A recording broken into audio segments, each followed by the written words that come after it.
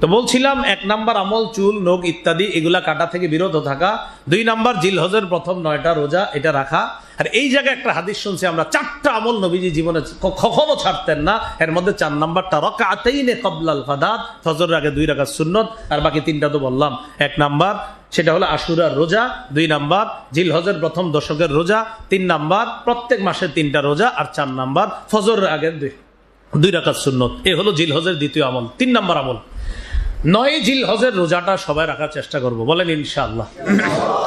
9 জিলহজ, যেটাকে বলা হয় সিয়ামু ইয়াউমি আরাফা, এটা একটা পারিভাষিক নাম। দেখেন, এটা পরিভাষাগত নাম, এটা 9 জিলহজের রোজাই। তো এই 9 জিলহজের রোজাটা রাখার চেষ্টা করা। রাসূলুল্লাহ সাল্লাল্লাহু আলাইহি সাল্লাম বলেন, সিয়ামু ইয়াউমি আরাফা আহতাসিবু আলাল্লাহ আইয়ুকাফিরাস সানাতাল্লাতী ক্বাবলা ওয়াল্লাতী বা'দা। আরাফার দিনের রোজা রাখা যে রাখবে, আমি নবী আশাবাদী তার আগে এবং পরের 2 বছরের গুনাহ মাফ হয়ে যাবে। এ হলো 3 নাম্বার আমল জিল। আম্মা বা'দু ফাআউযু বিল্লাহি মিনাশ শাইতানির রাজীম। বিসমিল্লাহির রহমানির রহিম। ওয়ালিল্লাহি আলান নাসি হিজ্জুল বাইতি মান ইসতাতাআ ইলাইহি সাবিলা ওয়ামান কাফারা ফাইন্নাল্লাহা গনিয়্যুন আনিল আলামিন। وقال رسول الله صلى الله عليه وسلم استمتعوا بهذا البيت فقد هدم مرتين ويرفع في الثالثة اللهم صل على محمد وعلى آل محمد كما صليت على إبراهيم وعلى آل إبراهيم إنك حميد مجيد اللهم بارك على محمد وعلى آل محمد كما باركت على إبراهيم وعلى آل إبراهيم إنك حميد مجيد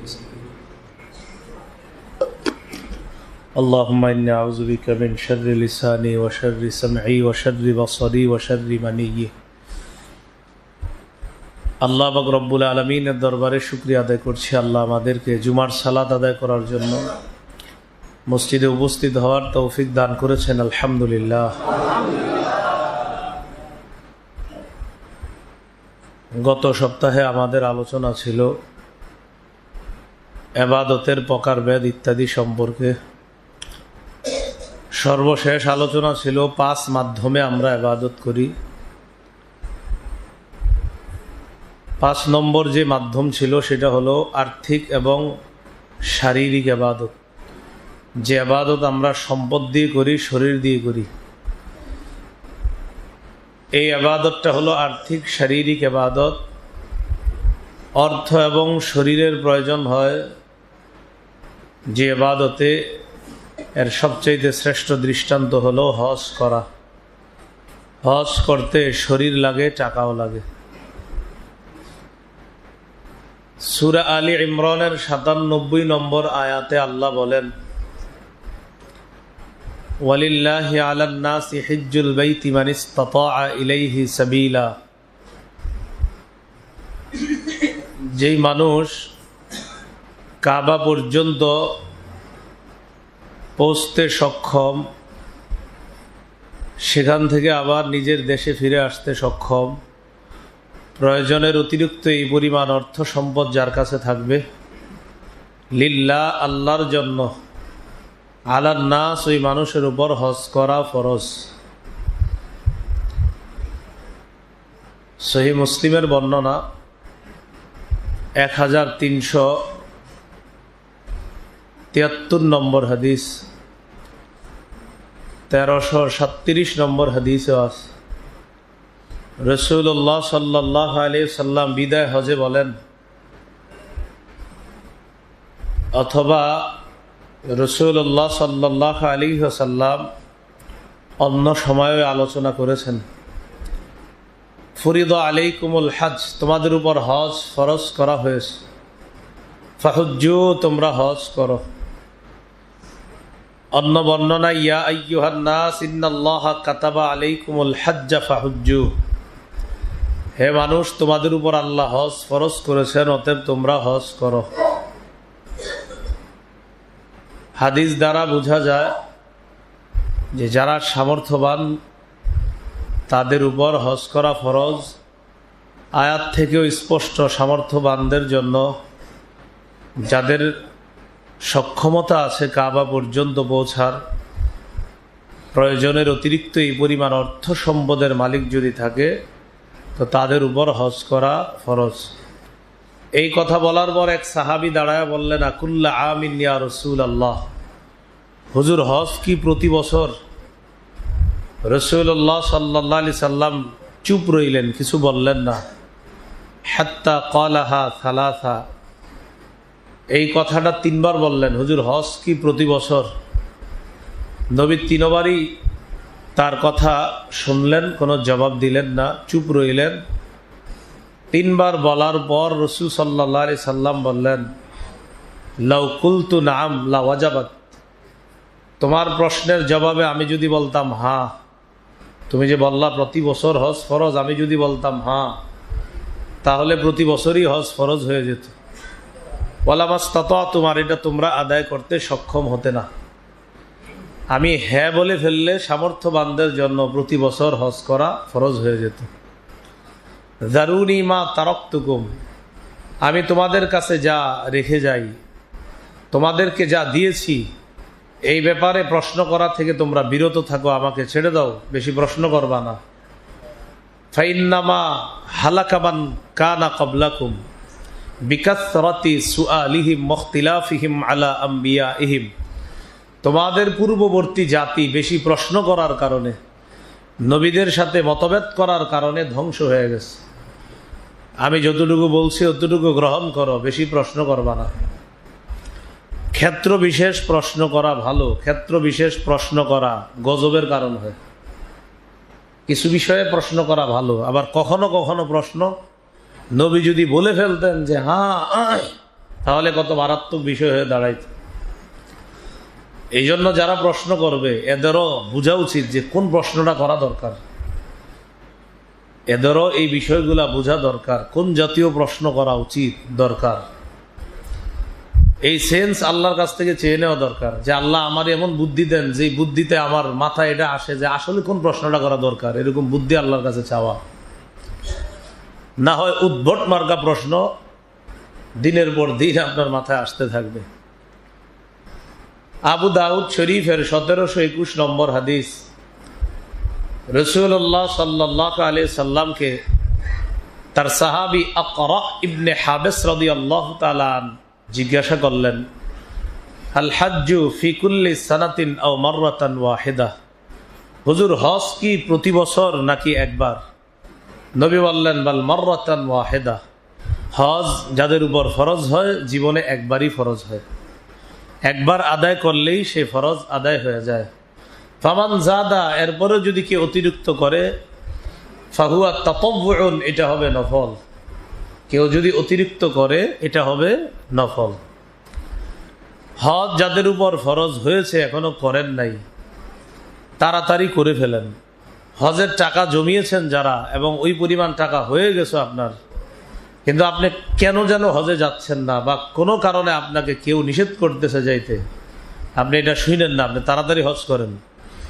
ইবনে মাজার 2883 নম্বর হাদিস, 2883, এই হাদিসে রাসূল সাল্লাল্লাহু আলাইহি সাল্লাম বলেন, মান আরাদাল হজ্জা ফালইয়াতাআজ্জাল, যে হজের ইচ্ছা করেছে সে যেন তাড়াতাড়ি হজ করে। ফাইন্নাহু ক্বাদ ইয়ামরাদুল মারিদ, হতে পারে সে অসুস্থ হয়ে যাবে। আপনি হজের নিয়ত করেছেন কিন্তু বারবার খালি মিস করতেছেন, যাবেন না, হতে পারে আপনি অসুস্থ হয়ে যাবেন। ওয়া তাদিল্লু দাল্লা, বাহন হারিয়ে যেতে পারে। প্রয়োজনীয় আসবাবপত্র, সামানা, বাহন ইত্যাদি আপনার হারিয়ে যেতে পারে। ওয়া তারিদুল হাজা, অথবা এমন কোনো প্রয়োজন সামনে আসবে যেই প্রয়োজনের কারণে আর হজে যেতে পারবেন না। করোনার আগে অনেকে টাকা জমাইছে হজে যাবে, করোনার বছর আর হজ করতে পারলো না, আত্মীয় স্বজনের অভাব অনটন দেখা মানুষগুলা ওই টাকাগুলা তাদেরকে দিছে, আর দেওয়াটাই ছিল ওই সময় সঠিক, তাদেরকে টাকা বিলিয়ে দেওয়াটাই সঠিক ছিল। কিন্তু দেখেন, এই যে প্রয়োজনটা আসবে, করোনা যে হবে আর হজ যে হবে না, এটা তো আমরা কেউ জানতাম না। তো এই জন্য রসুল বললেন তারিদুল হাজা, প্রয়োজন এসে যাবে যে প্রয়োজনের কারণে তুমি হজ করতে পারবে না। এই জন্য রসুল্লাহ সাল্লাল্লাহু আলাইহি সাল্লাম বললেন, হজ যাদের উপর ফরজ হয়েছে আর যারা ইচ্ছা করেছো তাড়াতাড়ি করে ফেলো, দেরি করবা না। আব্দুল্লাহ ইবনে আব্বাস রাদিয়াল্লাহু তাআলা আনহুমার বর্ণনা, মুসনাদে আহমদের হাদিস 2867 নম্বর হাদিস। এই হাদিসের মধ্যে আসছে, তিনি বলেন তাআজ্জালু ইলাল হাজ্জি ইয়ানি আল ফরিয়দা, তোমরা তাড়াতাড়ি হজ করো, অর্থাৎ ফরজ হজ। এই হজ তোমরা তাড়াতাড়ি আদায় করো, ফরজ হজ তাড়াতাড়ি আদায় করো। ফাইন্না আহাদাকুম লা ইয়াদরি মা ইয়ারিদু লাহু, তোমাদের কেউ জানে না তার সামনে কি এসে যেতে পারে, কোন প্রয়োজন তার সামনে এসে যাবে, এটা কারো জানা নাই। তাই তোমরা তাড়াহুড়া করে হজ আদায় করো। হাদিসে কুদসি, সহিহ ইবনে হিব্বান হাদিসের একটা কিতাব। এই কিতাবে হাদিসে কুদসি মানে আল্লাহর বক্তব্য, রাসূল সাল্লাল্লাহু আলাইহি সাল্লাম আমাদেরকে শুনিয়ে দিচ্ছেন। আল্লাহ তাআলা বলেন, ইন্না আবদান ক্বাদ সাহহাহতু লাহু জিসমা, আমার এক বান্দা, যে বান্দার শরীরটা আমি সুস্থ রাখছি, ওয়া ওয়াসসাতু আলাইহি ফিল মাঈশা, তাকে আমি জীবন ধারণের উপকরণ হিসাবে যথেষ্ট টাকা পয়সা, অর্থনৈতিক অবস্থা আমি তাকে দান করেছি, সচ্ছলতা দান করেছি, যেই সচ্ছলতা দিয়ে সে তার জীবন ধারণ করতে পারে সুন্দরভাবে, সে তার জীবনে চলতে পারে খুব সুন্দরভাবে, এবং এই পরিমাণ সক্ষমতা দান করেছি তার জীবন উপকরণের যা যা প্রয়োজন, এই প্রয়োজন আদি পূরণ করার পরেও হজে যাওয়ার মতো সামর্থ্য তার আছে। তামজি আলাইহি খামসাতু আওয়াম, এইভাবে 5 বছর কেটে গেছে। আমি আমার এক বান্দার শরীর সুস্থ রাখছি, আমি তাকে যথেষ্ট টাকা পয়সা দান করেছি, যেই টাকা পয়সা দিয়ে পরিবারের জীবিকা নির্বাহ করার পাশাপাশি সে হজে যেতে পারত। এইভাবে 5 বছর কেটে গেছে, সে আল্লাহ ইয়াফিদু ইলাইয়া, আমার কাছে আসে না, হজে আসে না। লামাহরুম, সে হতবাগা, সে বঞ্চিত, সে কপাল পোড়া। আমি আমার বান্দাকে সামর্থ্যবান বানাইলাম, এইভাবে 1 বছর 2 বছর 3 বছর 5 বছর কেটে গেল, পরে আমি ডাকি, ও আসে না, ও আসে না, লামাহরুম, বঞ্চিত, হতবাগা। তো যারা হজের নিয়ত করেছেন, হজ আদায় করে ফেলেন। হজ যারা ফরজ ছিল, দেখেন অনেকে এরকম মানুষ আছে, হজ ফরজ হয়েছে, কোনো কারণবশত বা অলসতার কারণে হজ করে নাই, এখন ওই বেটার কাছে টাকা নেই, এখন চাইলেও হজে যাইতে পারতেছে না। আল্লাহ আমাদের সকলকে হজের গুরুত্ব বুঝার তৌফিক দান করেন। হজ ইসলামের এমন বিধান যে হজ ফরজ মানে এটা ফরজ, মানে এই ইবাদতটা মানুষ রোজা আর নামাজ নামক ইবাদতের গুরুত্ব খুব দেয়, রোজার গুরুত্ব খুব দেয়, নামাজটাও খুব গুরুত্ব দেয়। বাকি 2টা টাকা পয়সা লাগে, এটা হলো জাকাত আর এটা হলো হজ। এই 2টা একদম শিথিলতা অবলম্বন করে। হজের ক্ষেত্রে আপনার সেম মেয়ে বিয়ে দেয় নাই, এই জাতীয় উদ্ভট কথাবার্তা কোত্থেকে প্রসব হয় আল্লাহ ভালো জানে। প্রসব বুঝেননি, যেটা দুনিয়াতে আগে ছিল না, মাত্র প্রসব হয়েছে। মেয়ে বিয়ে দিবে এই জন্য জানা, আপনি কে বলছেন এই কথা, এটার সাথে এটার সম্পর্ক কি? তো এই উদ্ভট কথাবার্তা এই মানুষগুলা বলে, আল্লাহ হেফাজত করেন। হজ আর জাকাত এই 2 ক্ষেত্রে মানুষ যত পারে বাহানা করে, এমনভাবে ওলামায়ে কেরামের কাছে গিয়ে মাসালা জিজ্ঞাসা করবে যেন আলেম বলে, হ্যাঁ আপনার হজে যাওয়া লাগবে না, আপনার জাকাত দিতে হবে না। এটা আলেমের কিচ্ছু হবে না, আপনি যেভাবে বলবেন উনি তো এমনি বলবে। কিন্তু উনি গিয়ে এমনভাবে উপস্থাপন করে যে মনে হয় যে হুজুর বলে দিছে দেখা ওনার আর জাকাতটা দেওয়া লাগবে না। আপনি তো বলছেন এমনভাবে যাতে জাকাত দেওয়া না লাগে, আপনি বলছেন এমনভাবে যাতে হজ করা না লাগে, কিন্তু আপনি তো জানেন যে হজ করা লাগবে, আপনি তো জানেন জাকাত দেওয়া লাগবে, তো বলে এমনভাবে যাতে ওনার জাকাত দেওয়া না লাগে। উনি ভাবতেছে হুজুর ওনারে জান্নাতে নিয়ে যাবে। তো এই কথার কোনো সুযোগ নাই। জাকাত দেয়, জাকাত দিয়ে ফেসবুকে দে যে আলহামদুলিল্লাহ গরিব অসহায়দের জন্য কিছু করে খুব ভালো লাগতেছে, খুব ভালো লাগতেছে, নিজেকে ফেসবুকে দিয়ে লেখে গতকাল রাত 8টার দিকে অসহায় গরিব দুঃখীদের মাঝে জাকাতের শাড়ি লুঙ্গি বিলিয়ে খুব ভালো লাগতেছে, আলহামদুলিল্লাহ 30,000 টাকার শাড়ি এবং লুঙ্গি বিলাইলাম। তাও কোন দোকান থেকে? যে দোকানের সামনে লেখা থাকে এখানে জাকাতের শাড়ি ও লুঙ্গি পাওয়া যায় 260 টাকা। এখন আরো বাড়তে পারে কম বেশি, আগে ছিল কমন 260। তো এই